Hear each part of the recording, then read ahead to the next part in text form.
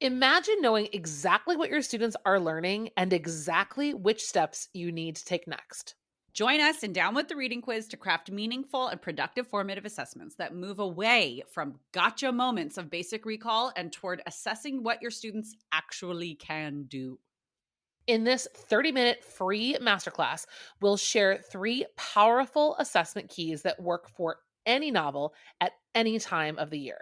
Head to shop.bravenewteaching.com/masterclass to sign up, and we'll also send you a free workbook to keep track of all your notes. Once again, that's shop.bravenewteaching.com/masterclass to nail formative assessments forever. Listeners, we know that high quality professional development is hard to come by, especially PD that's affordable and teacher led. Marie and I have exactly that and want to make sure that you know about your opportunity to join and enlist in the Teaching, Memoir, and Biography workshop. We've held it live before, but we've kept all of the training in one convenient place for you to access online.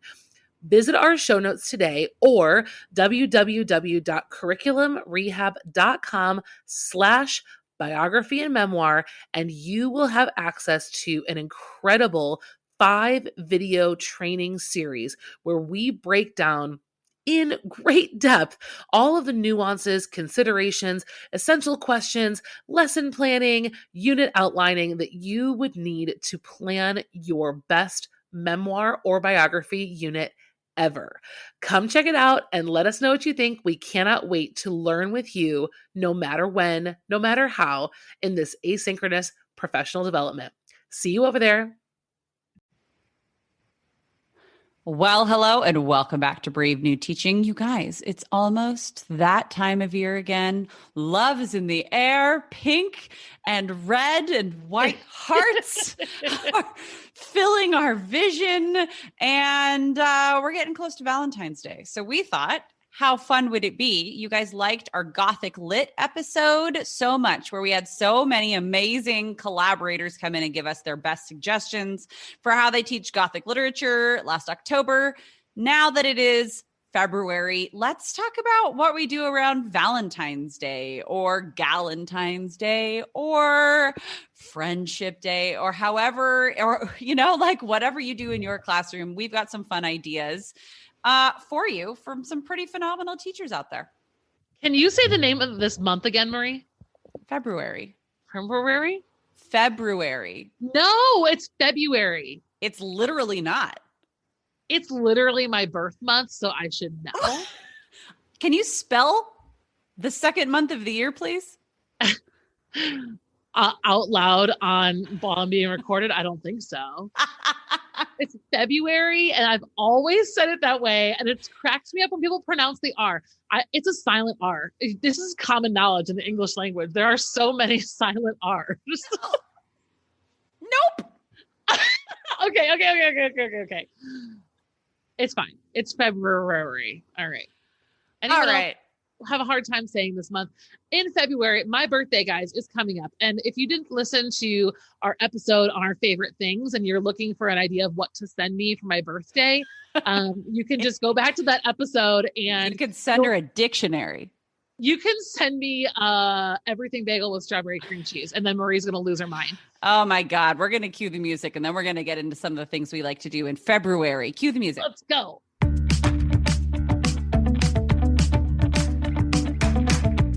You're listening to Brave New Teaching, a podcast for educators challenging the status quo.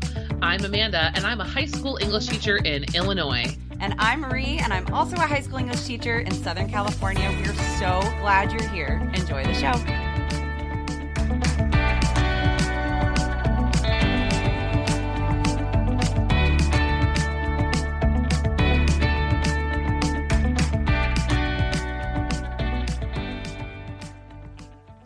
You know what? February is a fun time of year, and I love celebrating Valentine's Day in my classroom or doing Valentine's Day thingies that week. I feel like when I was in high school, it got such a bad rap and it got so like drama filled that it was kind of fun to cut the tension in my classes when my teachers did something silly or dumb or just kind of goofy. And so I try to carry on that tradition in my own classroom. Well, and I'm also like, I like to decorate for seasons also. So like pink hearts, I'm all in.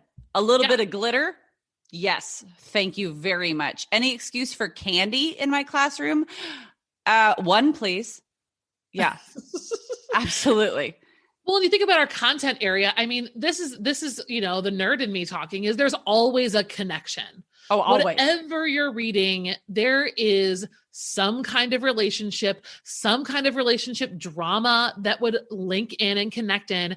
And I'll share my like one of my go-tos. I have many different things I've done on Valentine's Day, but one of my go-tos is teaching kids how to write haiku. And then either to kind of depending on if we're in creative writing, I would just kind of stick with their own personal haikus of their own lives.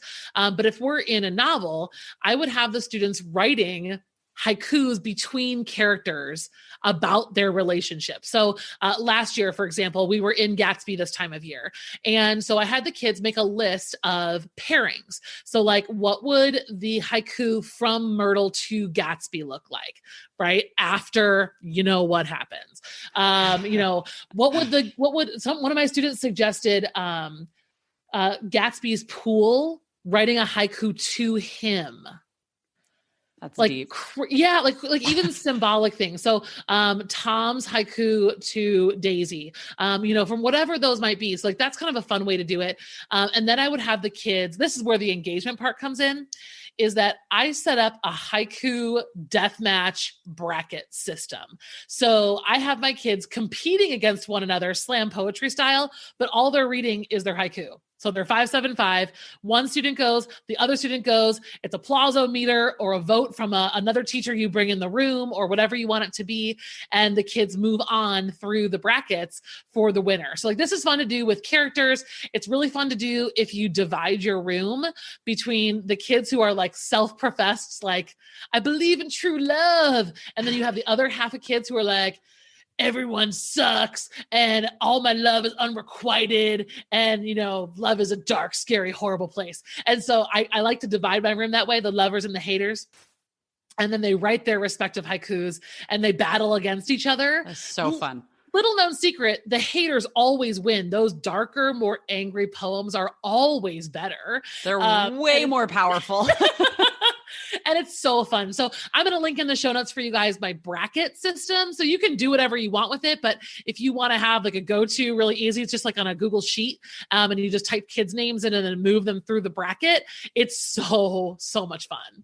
I like to do, that is so fun. That actually reminds me a lot of your March Madness, your poetry March Madness too. That you like, that's so fun.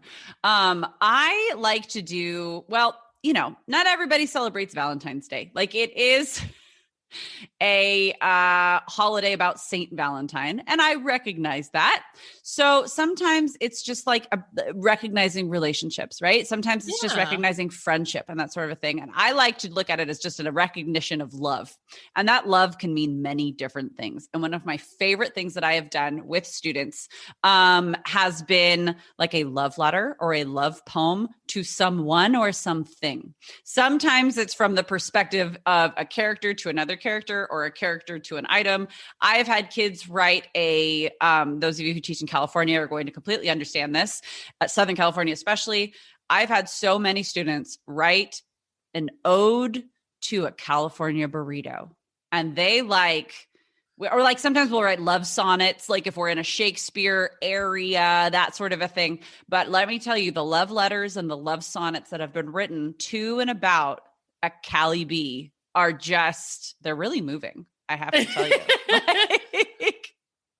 That's what I'm talking about. Like, that's such a fun way to like dispel all that like awkward tension that comes along this week, whether you're celebrating it or not. I mean, I don't know how many high schoolers actually celebrate it, but it's everywhere. And so if you're going to lean into it, that's a really fun way to like let kids just be silly. And like I had a kid last year write a love letter to his lacrosse stick. Because it was like, and it was actually really serious. It was like very sweet and moving in a real way, because it was like he was getting like a lacrosse scholarship.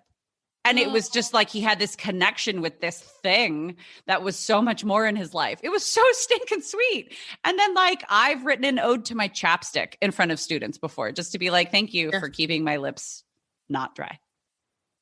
So kind. I know talk about moving. So those are a couple of ideas that we like to do, just some go-tos, and you can change them as you want. If you head to our show notes, our download for you this week is actually Amanda's haiku death match and how you could run something like that in your classroom. Talk about fun, talk about community building, right? But speaking of community, we also have some pretty phenomenal teachers who are contributing to this week's episode. So we want to go ahead and get started with that. You can get all of their information and be in contact with them in our show notes. So just sit back, relax, and let the inspiration take you away. All right, brave new teachers. First up today, we're going to hear from Dani Macias. She is a 9th grade English teacher and works out in Utah. And Dani loves talking about books, reading them, and sharing them with her students. Dani, you can find her on Instagram at Book Talk Lady. And after we hear from Dani and her really cool ideas, I'm going to set you guys up with Janine. And Janine comes to us from the opposite side of the country. Janine is a 5th grade teacher in Long Island, New York. You can find her on Instagram at Think, Grow, Giggle. Enjoy their brilliant ideas. Hello. My name is Dani Macias. I'm a 9th grade English teacher and a 7th through 8th grade reading literature teacher. And something you should know about me is that I love to celebrate. I like to decorate and invite the holiday cheer into my classroom. However, I don't like fluff in my classroom. So this Valentine's Day, I wanted to offer students an opportunity to have fun. They deserve this. I deserve this. It's the middle of the school year and we are all feeling it. But I wanted them to have fun while also engaging them in something practical and relevant to our subject, English language arts. So on past Valentine's Days, I've had students speed date books. This is where every student chooses a book at random from either our school's library or our classroom library, takes a couple of minutes to explore it, then passes it on to someone else until they find a book that's a keeper. So it's the same idea as speed dating, except for instead of committing to a person, students fall head over heels for books. This also includes discussions with peers about the book and taking short informal notes about why they would or wouldn't like to continue spending time with each book passed to them. However, due to COVID, our school library is closed to large groups of students. And although I have a classroom library of my own, I want to limit the spread of COVID-19 by avoiding physical books. I also have online students who would be missing out. So I decided to do a digital version of a Valentine's Day speed dating, and I am thrilled with how it turned out. Okay, so are you ready for the super cute, romantic, yet practical resource I made? I created a dating website personifying genres. So I created a dating profile for this good-looking guy, and his bio says, seeking someone thrilling who isn't afraid of a little blood, ghosts, or death. So when students click on his profile picture, it takes them to a ton of young adult horror novels for them to choose from. And then they just scroll through them, explore them, read the reviews for the book, and eventually they decide whether they're a match or not. So I did this for other genres too. At the top of the dating website has the directions which say, read the description below and click on the one that is the most attractive to you. Millions of people have found their match. Will you be next? The goal is for students to either check out a book, become curious about books, or add a book to their reading list. Our school uses Sora, which is a reading app that allows students to read and listen to books and also take digital notes as well. It's pretty sweet. But students can also check out books from their public library if they can't find them there or if they don't use Sora. I use Google Sites to make the dating website, which is completely foolproof.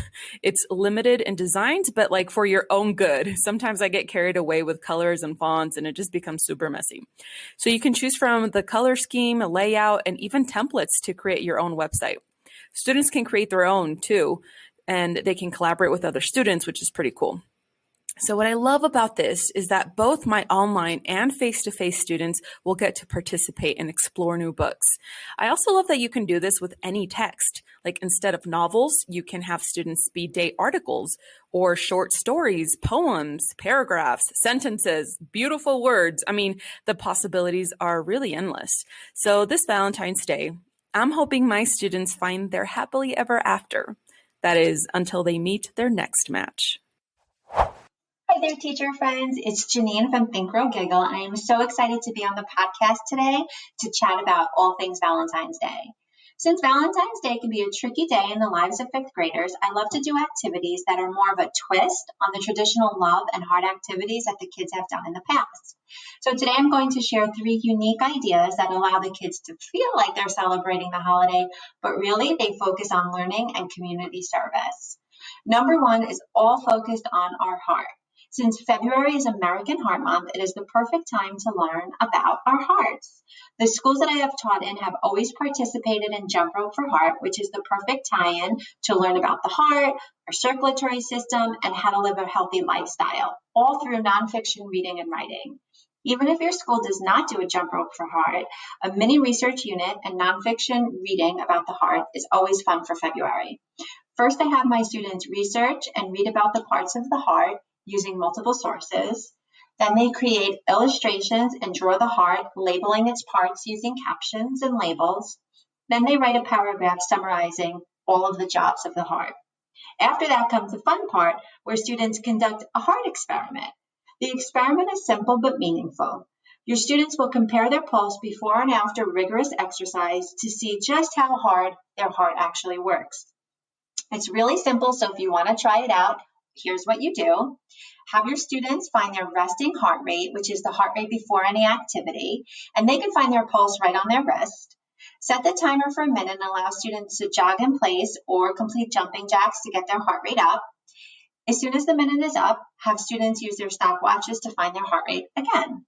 Have students compare the heart rate before and after and discuss why it's important to exercise each day and to keep our hearts healthy. This is an activity that the kids always remember, and the bonus here is that it not only promotes research, nonfiction reading and writing, but also heart health.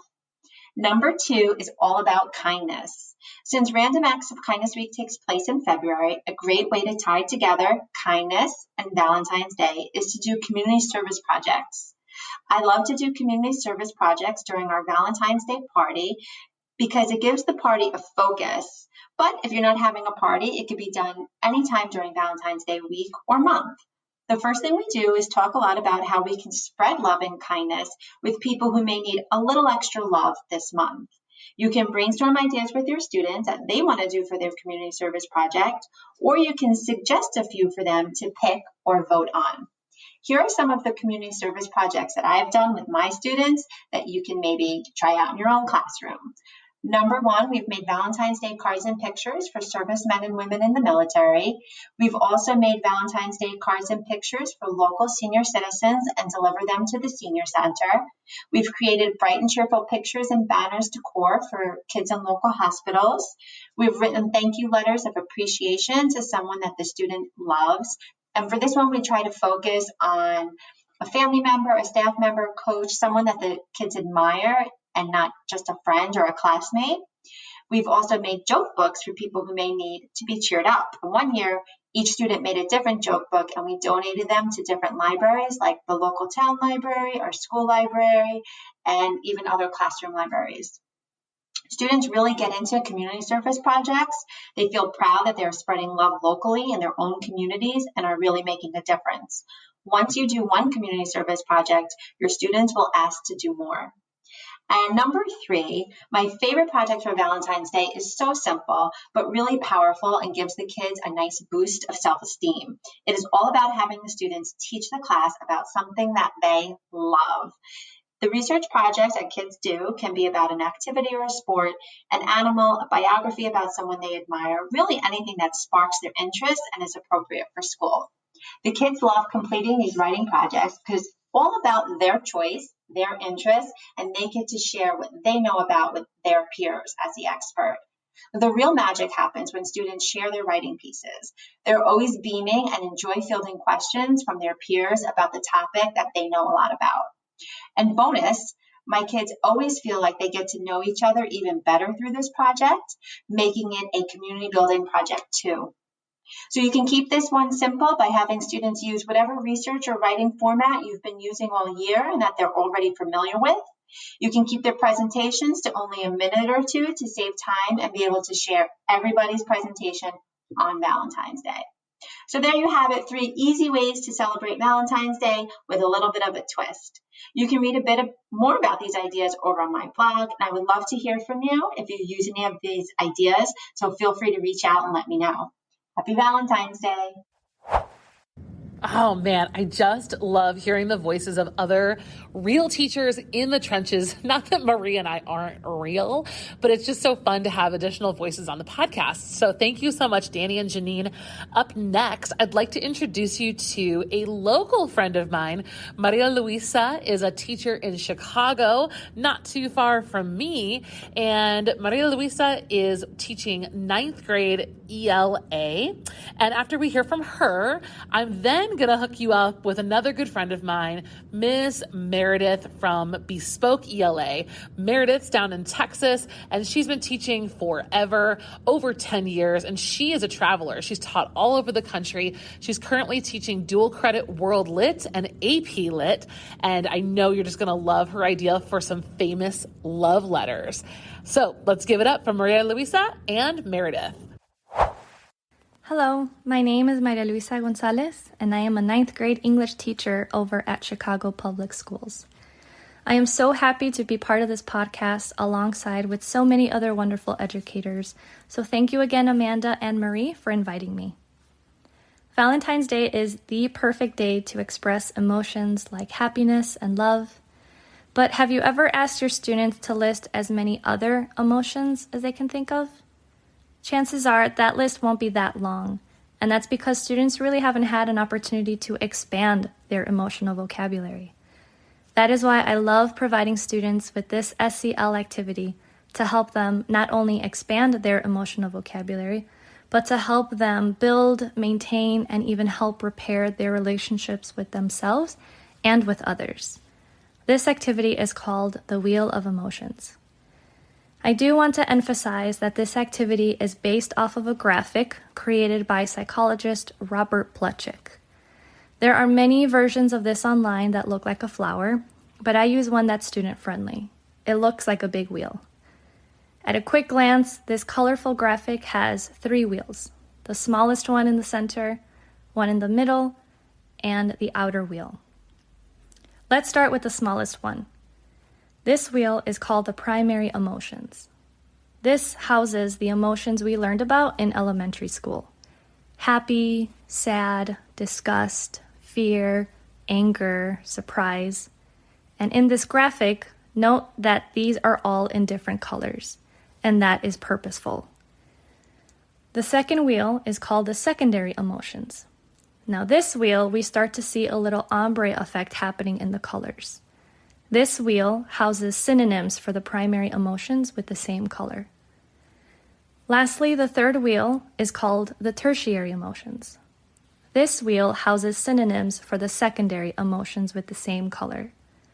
You essentially start in the middle and work your way out to find the strongest emotional word that best represents how you're feeling.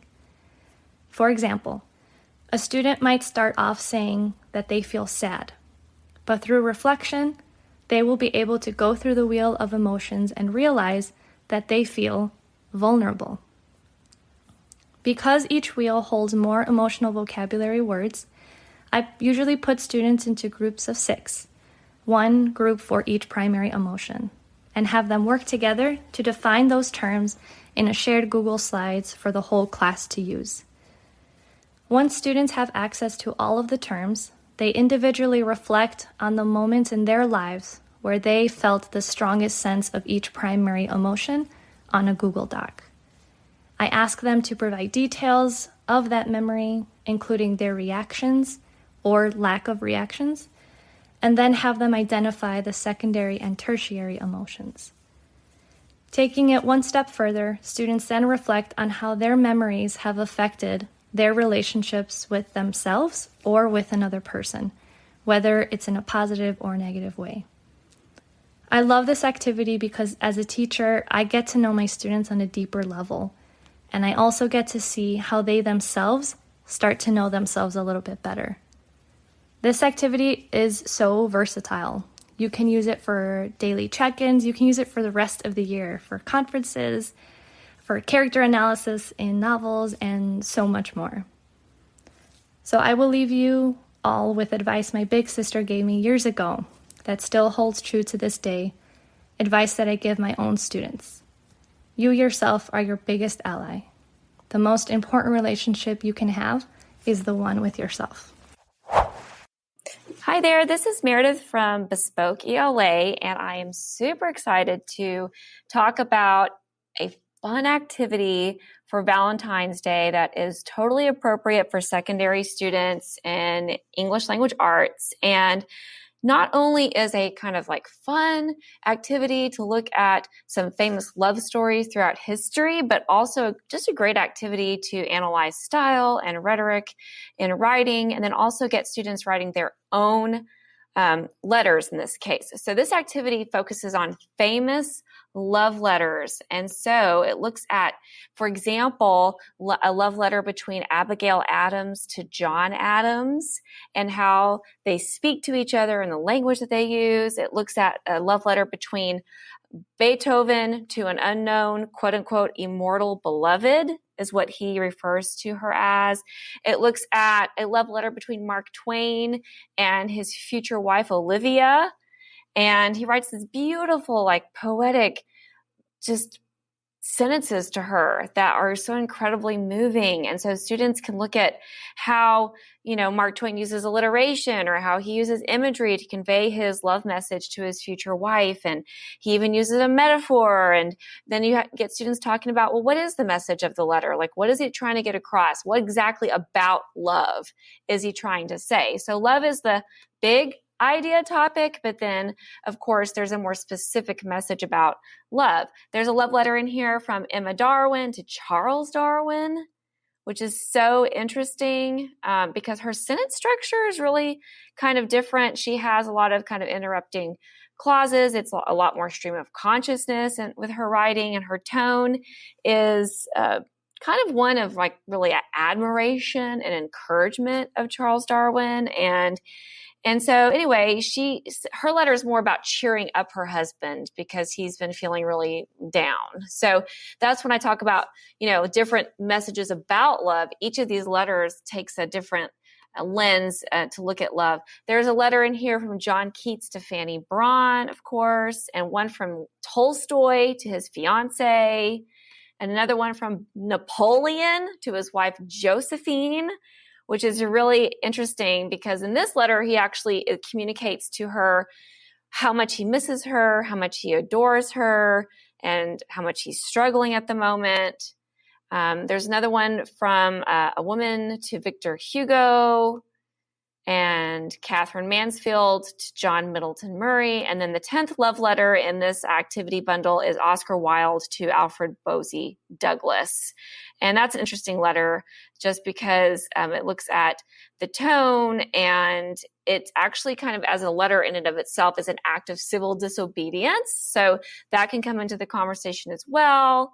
And then students can do a creative writing assignment. They get to write their own love letters to someone, anyone. It doesn't have to be, a boyfriend or girlfriend. It can be to a friend. It can be to a sibling. It can be to a parent. It's just not a message necessarily proclaiming only romantic love, but just some message within the category of love that to someone that you do love and that you do admire and that you want to encourage and that you want to tell these things to. And so students can write the letter, and then there are task cards that challenge them to go back and add in literary devices such as similes and metaphors and personification and allusions, etc. So actually using some of those devices that they saw in the sample love letters from the famous people from the past. So that's how it works. It's a fun activity, and it gets students close reading, analyzing, and creative writing. Can't beat that. So if you want more ideas like this, be sure to check out Bespoke ELA at bespokeclassroom.com or over on Instagram at Bespoke ELA Classroom. And I'll see you guys over there. Bye. We have 2 more teachers to delight you. Coming up next is Samantha from Pembroke Pines, Florida. And Samantha teaches intensive reading to 6th through 8th graders, And she's done a lot of really interesting work with underperforming schools and is just a master of collaboration and working with striving readers. And she is just an incredible inspiration. I think you guys are going to love her idea. And we're going to close out the episode with another wonderful, young, newer teacher, Olivia. Olivia's been teaching for 5 years. She's down in Texas right now, and she is also working with 6th through 8th grade students in ELA. I think you're going to love her idea as well. And take it away, girls. Hi, my name is Samantha with Secondary Urban Legends, and I'm sharing with you my Valentine's Day activity that I do with my students. So let me keep it real. I'm a middle school teacher. My students aren't into the mushy version of love. So a few years ago, I started an argumentative writing unit with the prompt, does having hope alter a person's perception of reality? This unit includes 3 poems from Maya Angelou, Emily Dickinson, and William Yeats. Yeats' poem, Wandering Song of Agnes, is the poem that starts off the whole debate. The speaker of the poem catches a fish that turns into a woman who he falls instantly in love with, but she runs away and he spends the rest of his life looking for her.